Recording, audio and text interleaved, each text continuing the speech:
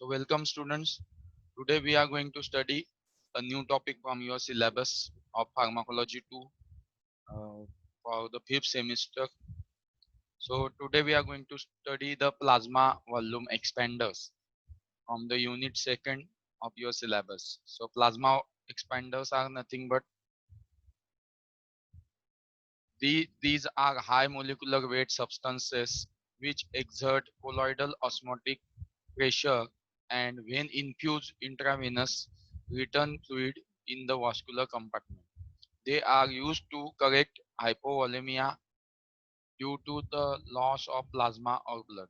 Means these are some drugs which are having high molecular weight substances and which gives the pressure, colloidal osmotic pressure, and gives increase in the volume of the plasma of blood.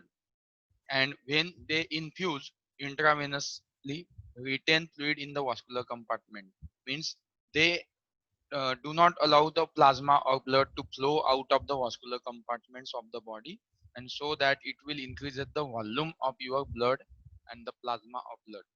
So they are used to correct hypovolemia due to loss of plasma or blood. Means consider whenever there is a injury and bleeding occurs, excessive bleeding has been took place, so the blood volume will go down than the 5 liters, that is one of the normal volume of the blood. So in that case we are going to use the plasma volume expanders to maintain the uh, normal level of the plasma and the blood, that is the volume. Okay, now human plasma and reconstituted human albumin would seem to be best. However, the former, that is the human plasma, carries risk of transmitting serum hepatitis and AIDS, etc. And while the latter, that is the reconstituted human albumin, is one of the expensive one. Means there are two types of plasma volume expanders available. The colloidal substances, high molecular substances available, which are acting as a plasma expanders. But what are the disadvantage here?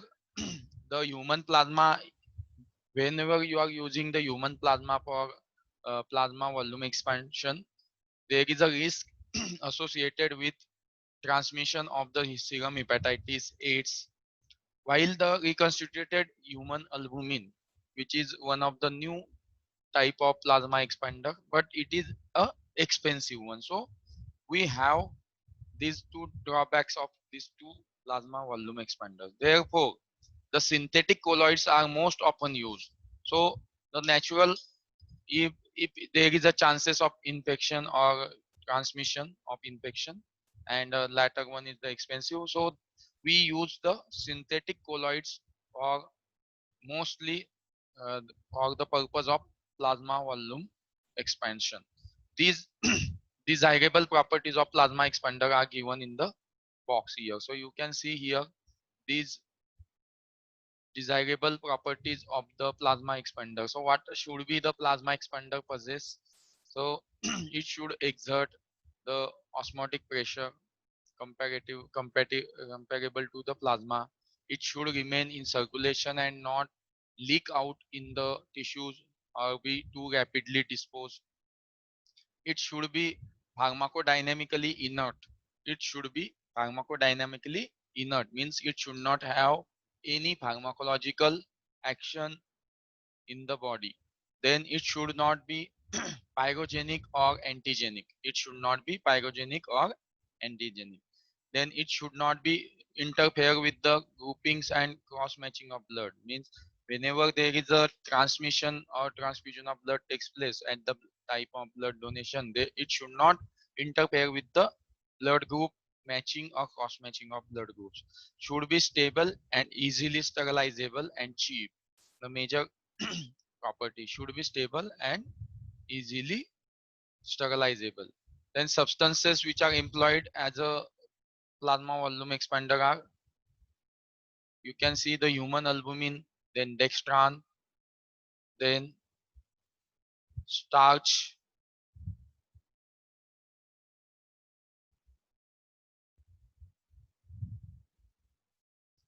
then hetastarch, then polygylin. These are the substances which are employed as a colloidal substances for the plasma volume expansion. Then so let us see the first one.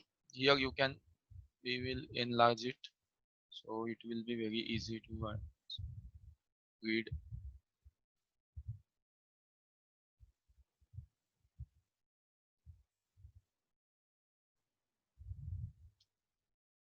So human albumin.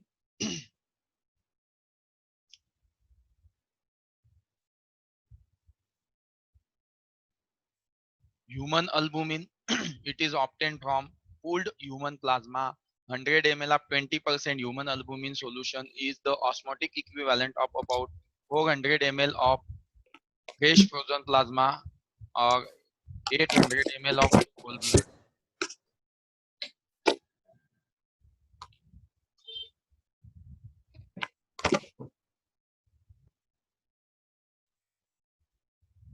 So human albumin is obtained from human plasma, and it is equivalent to about 400 ml of fresh frozen plasma FP or 800 ml of whole blood. It can be used without regard to patient's blood group and does not interfere with the coagulation. Then, unlike the whole blood or plasma, it is a free of risk of transmitting serum hepatitis because the preparation is heat treated. That means it is a having a treatment with the heat temperature, so the hepatitis bacteria has been killed, so there is a no risk of transmission of serum hepatitis. Okay, there is also no risk of sensitization with the repeated infusion. Then the 20% solution draws and holds additional fluid from tissues. How it takes place, how it acts in our body to expand the volume of plasma, it take 20% solution of this human albumin. When administered, it will pick or brings the maximum fluid from the tissues into the blood vessels, and it will increase the volume of the plasma. So the crystalloid solution must be infused concurrently for optimum benefit. Apart from the burns, hypovolemia, shock, etc., it has been used in acute hypoproteinemia, acute liver failure, and dialysis. The dilution of blood using albumin and crystalloid solution can be used before cardiopulmonary bypass. Febrile reaction to human albumin occurs occasionally. It is one of the expensive plasma volume expander. So these are the preparations: human albumin 20%, the brand Albudac, Albupan 50, 100 ml injection available. Then next, another uh, plasma volume expander is the dextran. So dextran, it is a polysaccharide obtained from sugar, sugar beet, and it is available in two forms: the dextran 70, which have a molecular weight of 70,000, while the dextran 40, which have molecular weight of 40,000. So it is a low molecular dextran, molecular weight dextran, while the molecular weight 70,000 in high molecular weight. So these are the two types of dextran available for use. So the more commonly used preparation of dextran is the 70 molecular weight, that is dextran 70 is used most commonly. It expands plasma volume for nearly 24 hours and is slowly excreted by glomerular filtration as well as oxidized in the body over weeks. So whenever we are using the dextran 70, it gives the plasma volume expansion for about 24 hours, and it is slowly excreted through the glomerular filtration, and it get oxidized over the weeks in the body. So some amount is deposited in RE cells. Then dextran has nearly all the properties of an ideal plasma expander. So previously we have saw the ideal properties of plasma expander, and except that ideal properties, dextran possesses all the ideal properties except as it may interfere blood grouping or cross matching. Means we have uh, considered about the ideal plasma volume expander shall not interfere with the blood grouping and cross matching, but the dextran may interfere with the blood grouping and cross matching of the blood. Then, though the dextran is used clinically, is not antigenic, its structure is similar to other antigenic polysaccharides. Then, it can interfere with the coagulation and platelet function, and thus it prolongs bleeding time and should not be used in the hypofibrinogenemia, then thrombocytopenia, and in presence of bleeding. So dextran 70 shall not be used in these conditions where they are can be interfere. So these are the drawbacks of this dextran 70. Let us see the dextran 40. So dextran 40 is acts more rapidly than the dextran 70. It reduces blood viscosity and prevents RBC sludging that occurs in shock by coating them and maintaining their electronegative charge. So dextran 40 you can use in the treatment of shock. So how it works, it reduces the blood viscosity and prevents RBC sludging, and that done by the coating them and maintaining their electronegative charge. So microcirculation is improved, and however it is rapidly filtered and at the glomerular site, that is the kidney, that expands plasma volume for shorter period and may get highly concentrated in the tubule which have oliguria development. So tubular obstruction may develop or occur in the use of this dextran 40. So total dose should be not exceed more than 20 ml per kg in 24 hours. So we have to keep the dextran for 10 years can be stored, and they are cheap to use, so they can most commonly use as a plasma volume expander. Then polygylin, that this is nothing but the degraded gelatin polymer. It is having the average molecular weight of 30,000, and it is not antigenic as that of the albumin. So the it hypersensitivity reactions are also rare, but should be watched for. Means maybe there is no hypersensitivity reactions. Very rare hypersensitivity reactions could occur by the use of this polygylin, but we have to keep watch of that hypersensitivity reactions for our benefit. So like flushing, rigor, urticaria, wheezing, and hypotension can occur by the use of this hypogylin. Then next is the ETA starch. So it is a complex mixture of ethoxylated amylopectin of various molecular sizes, that is about molecular weight average 4.5 lakh. It range from 10,000 to 1 million. The colloidal properties of 6% ETA starch approximate those of human albumin. So plasma volume expands slightly in excess of the volume infused. Hemodynamic status of may improve for 24 hours or more. Beta starch is incompatible with many drugs, so no injectable drug should be added to the infusion. So in while using Beta starch, we have to take precaution. We cannot use the other injectable drugs in the infusion because it has a incompatibility with the many drugs. So whenever we are administering the ETA starch, we have to keep it in mind that we should not include any other drug in the combination with the ETA starch at the same time. So these are the our plasma volume expanders.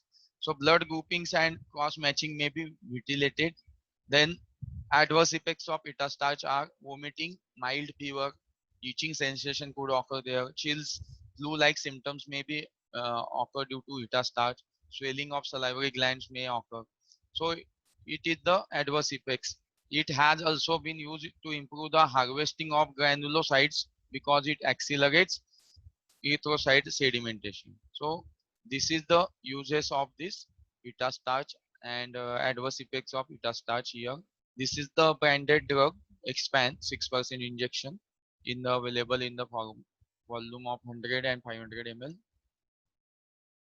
Then how we can use the plasma volume expander? So these colloidal solutions are used primarily as substitutes for plasma in condition where plasma has been lost or moved to extracellular compartment, like in burns. So there is a we can say whenever there is a acute burns occur, means you got any burning of your particular organ, or you got that burns at a particular level. So there is a formation of a um, uh, we can say the fluid get accumulated at site and forms the bulging uh, side there. So the fluid accumulate in that bulge, and in that way what happens, the volume from the blood goes to that side and the blood volume decreases. So in that condition we can use the colloidal plasma expander. Then endotoxin shock, means endotoxin shock means sometimes our body gives some produces some poisonous substances, and due to that there is a decrease in the volume of the blood. In that condition the colloidal solutions are used. They can be used in the severe trauma, then extensive tissue damage. Then they are used as a temporary measure in cases of whole blood loss till the same can be arranged. Means at the time of your blood transfusion process, if you are not getting the blood from the blood bank, so we will can use the colloidal solutions for our plasma volume expansion for temporary purpose. Then the plasma volume expanders are shall be contraindicated in the severe anemia condition, then in the cardiac failure condition, then in the pulmonary edema condition, then liver diseases, renal insufficiency. So all in these conditions we have to avoid the use of plasma volume expanders, because these are the colloidal substances, and due to the insufficiency of renal, there may be the problem in the filtration, or severe anemic condition there may be the problem of the decrease in the anemia, decrease in the hemoglobin level of the blood, and low oxygen supply could take place to the various organs. So here you can see this is the problem we have to get. If we are having a routine medical checkup of 50-year-old male, a symptomatic non-smoker business executive with a sedentary job. Sedentary job means sitting job, and no family history of premature cardiac death, has yielded the following findings. So these are the findings: body mass index 27, waist circumference 92 centimeter, that is 38 inch. Then BP 130/80, then fasting blood glucose level. So this is we have to take this problem for our solution. So you note it down for your study, and you can get the solution from this appendix 1. Okay.